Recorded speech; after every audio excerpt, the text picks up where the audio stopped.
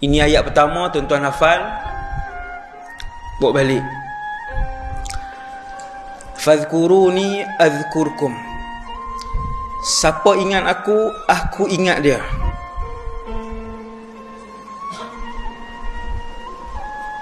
Kalau sehari tuan-tuan sebut Allah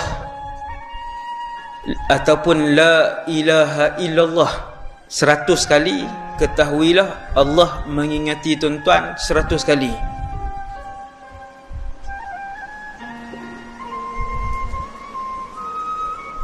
Allah sebut nama kita di sisinya, ya.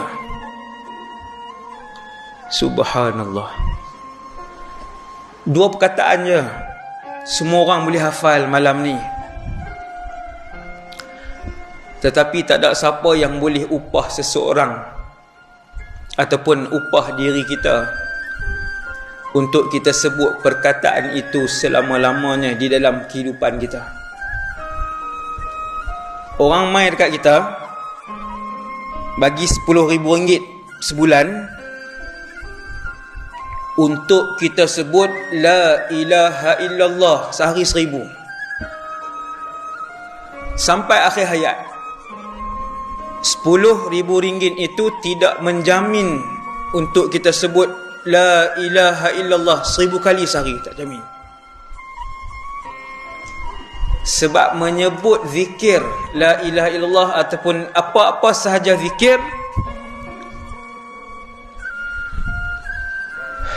benda tu tidak boleh dibayar dengan wang ringgit ataupun pangkat. Semasyhur apapun orang tu, sekaya apapun orang itu, berapa kali pun dia jadi agung, berapa kali pun dia jadi Perdana Menteri, untuk dia menyebut dan memuji Allah sehari ribuan kali, itu tidak boleh dibayar dengan kemewahan dunia. Tak boleh. Kecuali ketika Allah Subhanahu Wa Ta'ala yang menggerakkan lidah dan hati dia untuk dia menyebut la ilaha illallah ataupun apa-apa zikir yang berkaitan dengan Allah.